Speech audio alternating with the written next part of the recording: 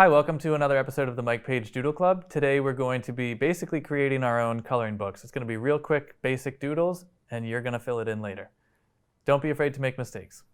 All right, to get started, I'm going to click my pen, that helps. To get started, I'm going to draw a relatively large square, and I'm going to do my best to get the sides of the square equal. So there's your first challenge. It sounds so easy, but it's tricky. Take some practice. Then you're going to split that like you're drawing a very basic window. So you're going to divide it in half vertically and horizontally. So now we have 4 squares inside of our 1 square. If you liked playing Foursquare as a kid, you probably know exactly how to do that. The next thing I'm going to do is put a dot as close to the center of each square as you can. Like that. It's okay if it's not perfect as long as you're kind of in the ballpark. And then I'm going to connect the dot down to the corner of each of these small boxes. So within each triangle, I'm going to, within each box, I'm going to end up with a triangle or almost an up arrow.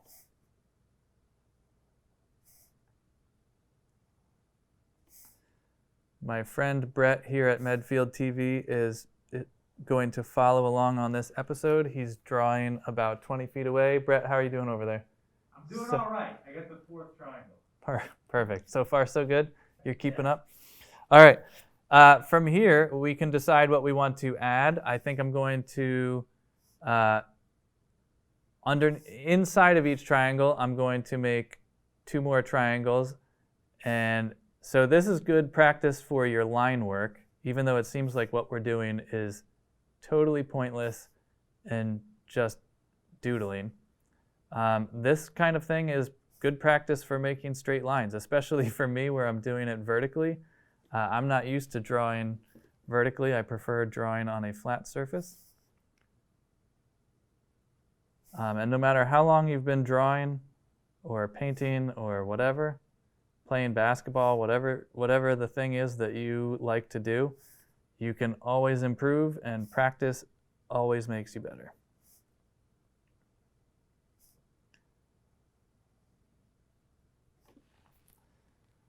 After you've got that, you can decide what you want to do next. Maybe I might put a circle up in the top of each box. And I'm just going for symmetry right now. So whatever I do in one box, I'm going to do it in all 4. That's also really good practice, trying to do the same thing multiple times. Like, for example, are all of your triangles roughly the same size? Are all of your circles roughly the same size? Sounds like a piece of cake. Maybe it was really easy for you. Maybe you went to do it and you went, oh, that was harder than I thought. And either way, that's fine. Again, practice makes perfect. Next, I might split the box horizontally, which should cross right at the top of the triangle, ideally. Since that first dot was supposed to be right near the middle, so this triangle doesn't quite hit the dot. Whoops. You can decide what you want to do with these extra triangles on the side. You might want to just color them in. I'm going to put more horizontal lines going all the way across.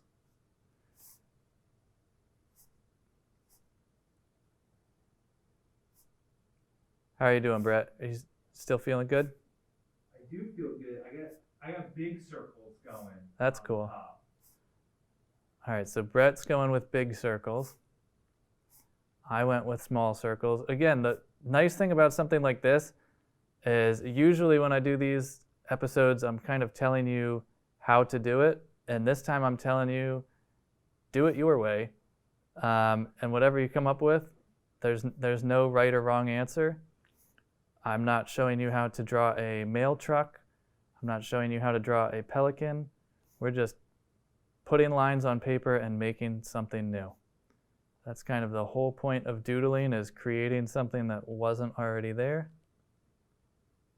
And again, doing stuff like this is kind of good practice for line work. Now that I've made that one, I'm going to create another box over here. Oh boy. I got a little wonky over here. This line went very askew. A fun word for askew would be cattywampus. If you don't know that word, start using it. When you mess something up and it's a little off kilter, say that it's cattywampus. This time I think I will split it again, find kind of the halfway point of each box. This time I'm not in the middle of the box, I'm on the lines and I'm finding about the halfway point, and I'm going to connect those. So I should end up with kind of a cattywampus square, or a kite, or a, what is that, also a rhombus maybe? Then what I'm going to do is about halfway inside of that, I'm going to make a curve like that, right down to the center. And then I'm going to, now it's kind of a really skinny 8 right there. And then we'll do the same thing going sideways, so we should end up with kind of a flower or a clover kind of shape. You can color it in if you'd like to. And then I'm going to make a few more diagonal lines here. Again, this episode is all about just making something and being okay with whatever comes out. I might put a circle in each corner.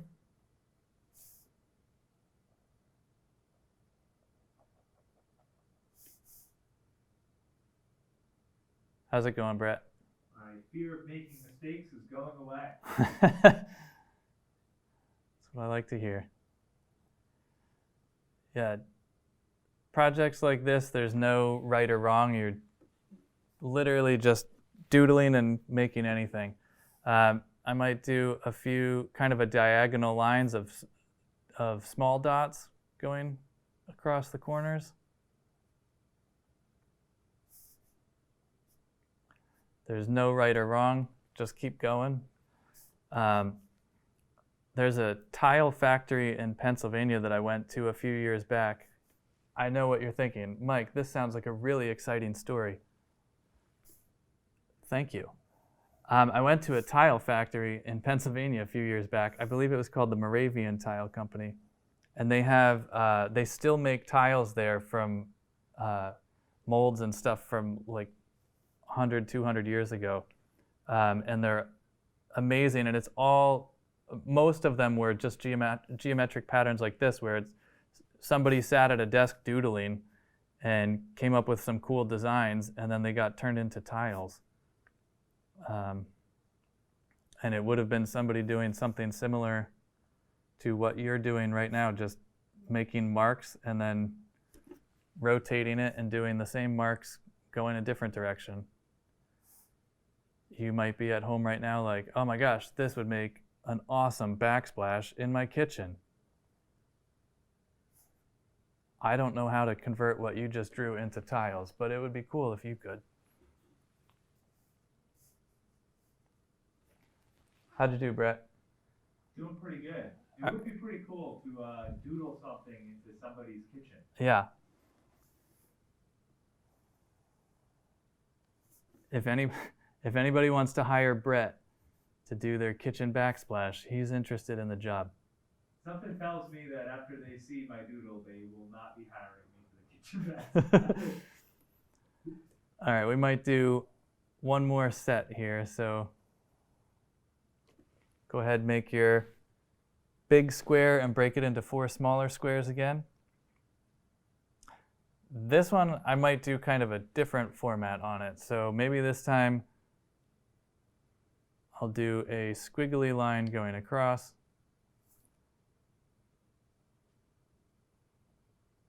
That may or may not concern itself with where the boundary of that square is. Like for example, this top one here doesn't quite hit the line right in the middle, and that's okay. So on this one, I'm going to just put some small circles going across inside of those waves.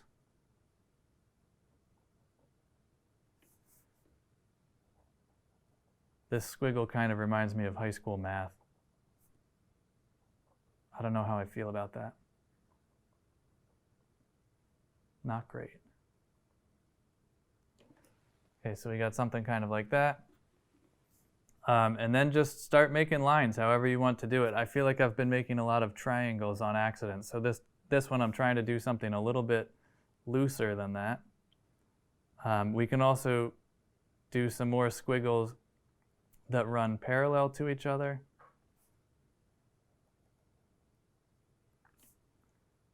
And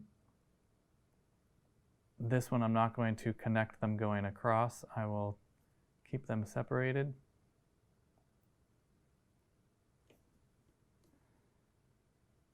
If you were still young in the 90s, you're probably singing The Offspring right now because I just said we're keeping them separated. If you weren't growing up in the 90s, that's fine. So a few more squiggles.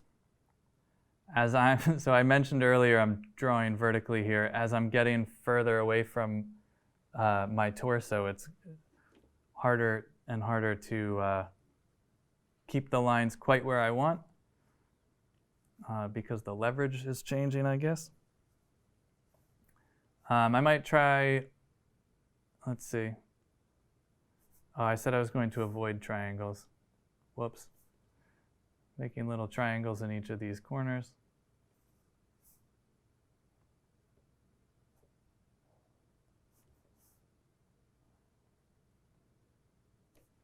You could color those in if you want. This kind of looks like an odd pug.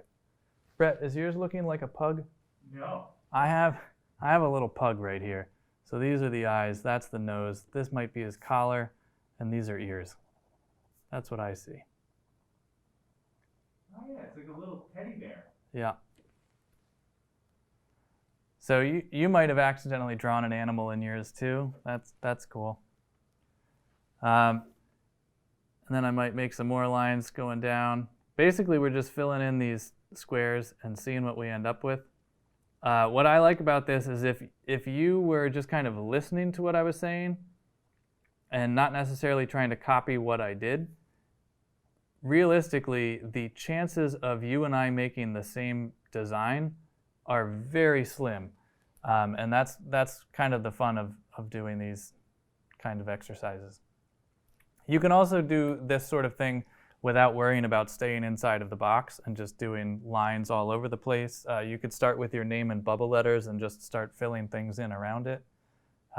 Sky's kind of the limit with stuff like this. All right, thanks for watching another episode of the Mike Paige Doodle Club. I hope you had fun just letting loose and putting pen to paper. And tune in next time for another episode of the Mike Paige Doodle Club. Thanks for watching. All right, kids, now that you've finished your doodles, color them in and then share them with both Mike Paige and Medfield TV. We're going to take those images and we're going to put them all over our station. Can't wait to see what you guys make.